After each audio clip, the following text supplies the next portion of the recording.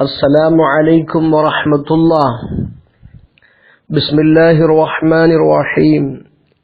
الحمد لله رب العالمين والصلاة والسلام على رسوله الأمين وعلى آله وصحبه أجمعين. أما بعد. റസാനത്ത് class 29. പ്രിയപ്പെട്ട ആലിമീങ്ങളെ, ശുദ്ധമായ ഖുർആനിൽ അല്ലാഹു സുബ്ഹാനഹു വ തആല പ്രബോധകന്മാർക്ക് ഉണ്ടായിരിക്കേണ്ട വിശേഷ ഗുണങ്ങൾ പറഞ്ഞുകൊടുത്ത് വ്യക്തമാക്കിയ കാര്യമാണ് ഇനി മഹാനായ മുസന്നിഫ് റഹ്മത്തുള്ളാഹി തങ്ങൾ നമ്മോട് തന്റെ ബൈത്തിലൂടെ ഉണർത്തുന്നത്. ഫിർഔൻ ഇസ്ലാമിലേക്ക് വരൂല്ല എന്ന് അറിയുന്ന റഹ്മാനായ റബ്ബ് ആ ഫിർഔനിന്റെ മുമ്പിലേക്ക് പ്രബോധനത്തിന് വേണ്ടി പറഞ്ഞയക്കുന്ന മൂസാ നബിയോടും തന്റെ സഹോദരൻ ഹാറൂൻ നബിയോടും പറഞ്ഞ വാക്കാണ്: നിങ്ങൾ ഫിർഔനോട് മാന്യമായി, നീറ്റായി, നിങ്ങൾ വളരെ സരളമായി സംവദിക്കുക, അവൻ നന്നായേക്കാം എന്ന്. അതുപോലെ ഹബീബായ നബി സല്ലല്ലാഹു അലൈഹി വസല്ലമ തങ്ങളോട് പറഞ്ഞു: നബിയെ, നിങ്ങൾ സൽസ്വഭാവത്തിന്റെ ഉടമയായതുകൊണ്ട് നല്ല നീറ്റായ രൂപത്തിൽ അവരോട് സംസാരിക്കുന്നത് കൊണ്ട് അവരാരും നിങ്ങളെ ചുറ്റുഭാഗത്ത് നിന്ന് എണീറ്റു പോയില്ല. നിങ്ങളേറ്റ് കാര്യഗൗരവത്തിന്റെ ആളായിരുന്നുവെങ്കിൽ, ഗൗരവരൂപത്തിൽ സംസാരിക്കുന്ന പരുക്കൻ സ്വഭാവക്കാരനായിരുന്നുവെങ്കിൽ ഒരു കുട്ടി പോലും നിങ്ങളെ ചാരത്തുണ്ടാവുകയില്ല ഹബീബേ എന്ന്. അതിലേക്കാണ് മുസന്നിഫ് നമ്മുടെ കിതാബിലെ അടുത്ത വരി നീങ്ങുന്നത്. وَقُلْ إِذَا قُلْتَ قَوْلًا لَيِّنًا وَبِهِ مَالَتْ إِلَيْكَ قُلُوبُ النَّاسِ كُلِّهِمْ وَيُنْكَرُ الصَّوْتُ مِنْ حُمْرٍ إِذَا نَهَقَتْ وَالْعَنْدَلِيبُ مُحَبٌّ صَوْتُهُ لِفَمِهِ صُمُّ الذُّبَابِ وَأَفْعَى وَالْعَقَارِبِ فِي جناحه قط أو سن أو الذنب. وقل, നീ പറയണം, സംസാരിക്കണം, സംവദിക്കണം. ഇദാ ഖുൽത ഖൗലൻ, നീ വല്ല വർത്തമാനങ്ങളും പറയുകയാണെങ്കിൽ, വല്ല സംസാരവും സംസാരിക്കുകയാണെങ്കിൽ നീ പറയണം. എന്തിനെ പറയണം? ഖൗലൻ ലയ്യിനൻ, വളരെ നീറ്റായ സംസാരം, വളരെ സരളമായ രൂപത്തിൽ നീ സംസാരിക്കണം. വബിഹി, ആ ഒരു കാരണം കൊണ്ട്, മാലത്ത് ഇലൈക, നിന്നിലേക്ക് ചായും, ഖുലൂബുന്നാസി കുല്ലിഹിം, ജനങ്ങളുടെ മുഴുവനും മനസ്സ് നിന്നിലേക്ക് ചായും. നിന്നോടവർക്ക് താല്പര്യമുണ്ടാവും, നിന്നെ കേൾക്കാൻ, നിന്റെ വാക്കുകൾ ശ്രവിക്കാൻ അവർ സമയം കണ്ടെത്തും, അതിനൊക്കെ അവർക്ക് ആഗ്രഹം വരും. നമുക്കറിയാലോ, വയുങ്കറു സൗത്തു, ശബ്ദം വെറുക്കപ്പെടും. ആരിൽ നിന്നുള്ള?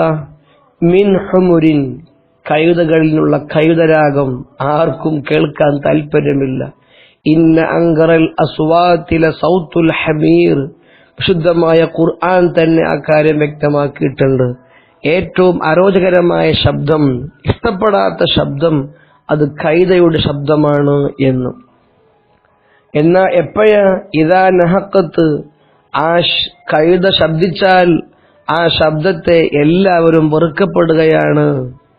എന്നാൽ വൽ അന്തലീബു, കുയിൽ, മുഹബ്ബുൻ സൗതുഹു ലിഫമി, അതിന്റെ വായിൽ നിന്നും വരുന്ന ആ കുയിൽ രാഗം എല്ലാവർക്കും കേൾക്കാൻ ഇഷ്ടമാണ്, താല്പര്യമാണ്.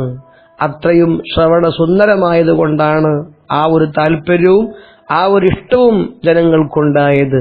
ഇതുപോലെ നീ മാന്യമായി സംസാരിച്ചാൽ ആളുകളുടെ മനസ്സ് നിന്നിലേക്ക് ചായും, നിന്റെ വാക്കുകൾ കേൾക്കാൻ അവർ കാതു കൂർപ്പിക്കും. ഇനി സുമ്മുദ്ദുബാബി ഈച്ചയുടെ വിഷം, വ അഫ്അ പാമ്പിന്റെ വിഷവും, വൽ അഖാരിബി തേളിന്റെ വിഷവും, ഫീ ജനാഹിഹി ആ ഈച്ചയുടെ ചിറകിലാണ്, കത്തു ഉറപ്പായിട്ടും, ഔ സിന്നിൻ അല്ലെങ്കിൽ പാമ്പിന്റെ പല്ലിലാണ്, അവിദ്ദനബി അല്ലെങ്കിൽ ഇവിടെ തേളിന്റെ വാലിലാണ്. മുസന്നിഫ് റഹ്മത്തുള്ളാഹി തങ്ങൾ ലഫ് നഷ്ർ മുറത്തബായിട്ടാണ് ഉദാഹരണം പറഞ്ഞത്. അഥവാ സുമ്മുദ്ദുബാബ് ഈച്ചയുടെ വിഷം എവിടെയാണ്, അതിന്റെ ഉദാഹരണം ഫീ സിന്നിഹി ഫീ ജനാഹിഹി ചിറകിലേക്ക് കൊടുത്തു. രണ്ടാമത് പാമ്പിന്റെയാണ് പറഞ്ഞത്. പാമ്പിന്റെ വിഷം അതിന്റെ പല്ലിലാണ്, കടിക്കുമ്പോൾ ആ പല്ലിൽ നിന്നാണ് വിഷം കൊത്തുന്ന വ്യക്തിയിലേക്ക് പകരുന്നത്. എന്നാൽ തേളിൻ്റെത് വാളിലാണ്. അപ്പോ ലഫ് നഷ്ർ മുറത്തബായിട്ട് അങ്ങോട്ടും ഇങ്ങോട്ടും തിരിച്ചു പറയുകയാണെങ്കിൽ ലഫ് നഷ്ർ മുഷവ്വിഷ് എന്നാണ് പറയുക. എവിടുത്തെ അത്ഫ് ഔ കൊണ്ടാണെങ്കിലും അത് വാവിന്റെ മാനാക്കുള്ള അത്ഫാക്കിയാൽ മതി. ഔ കൊണ്ടാക്കിയാലും കുഴപ്പമൊന്നുമില്ല. ഔ ഇവിടെ വാവിന്റെ മാനാക്കാക്കിയാൽ സന്തോഷമാവും, ഔ കൊണ്ടാക്കിയാലും കുഴപ്പമൊന്നുമില്ല.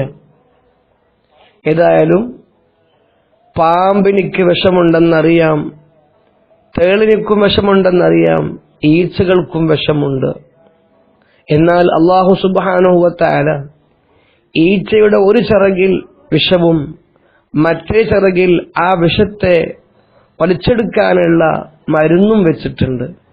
അതുകൊണ്ട് ഈച്ച വെള്ളത്തിൽ വീണാൽ എപ്പോഴും ഈച്ചയുടെ ഒരു ചിറക് മാത്രമേ വെള്ളത്തിൽ താഴുകയുള്ളൂ, മറ്റൊരു ചിറക് മുകളിലോട്ട് പൊങ്ങി നിൽക്കും. വിഷമുള്ള ചിറകാണോ വെള്ളത്തിൽ താഴ്ന്നു നിൽക്കുക. അപ്പോൾ ഈച്ചയെ എടുത്തിടുമ്പോൾ ഒന്ന് പൂർണ്ണമായി മുക്കിയിട്ടാണ് എടുത്തിടേണ്ടത് എന്നുകൂടെ ഞാൻ വായിച്ചിട്ടുണ്ട്. കാരണം ഒരു ചിറകിൽ മറ്റു ചിറകിലുള്ള വിഷത്തെ വലിച്ചെടുക്കാനുള്ള കഴിവ് കൂടെയുണ്ട് എന്ന്. തേള് കണ്ടവരുണ്ടാകും, തേള് അനങ്ങിയാൽ തന്റെ വാലുകൊണ്ടാണ് കുത്തുക, ഇതേ പ്രകാരം. എന്നാൽ والعضو من قرن نمام إلى قدم يسيل سما فذا من أخبث النوب. والعضو അവയവമാകുന്നത് മിൻ ഖർണി നമ്മാമിൻ നമീമത്ത് പറയുന്നവന്റെ നെറുന്തല മുതൽ ഇലാ ഖദമിൻ അവന്റെ കാൽപാദം വരെയുള്ള അവയവങ്ങളാകുന്നത്. യസീലു സുമ്മൻ വിഷത്താൽ ഒലിച്ചുകൊണ്ടിരിക്കുകയാണ്.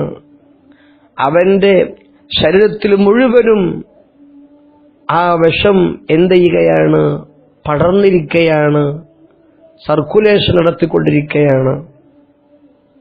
ഫദ ആയതുകൊണ്ട് നമീമത്ത് പറയുന്നവന്റെ വിഷമാകുന്നത് മിൻ അഖ്ബസിൻ നുവബി കാലമുസീബത്തിൽ വെച്ചുകൊണ്ട്, മോശത്തരങ്ങൾ വെച്ചുകൊണ്ട് ഏറ്റവും അഖ്ബസായത് വടക്കത്തരം ആ വിഷത്തിനാണ്. കാരണം മറ്റു ജീവികളുടേത് എവിടെയെങ്കിലും ഭാഗങ്ങളിൽ മാത്രമാണെങ്കിൽ ഇവൻ്റെത് മൊത്തത്തിലാണ് ഉണ്ടാവുക.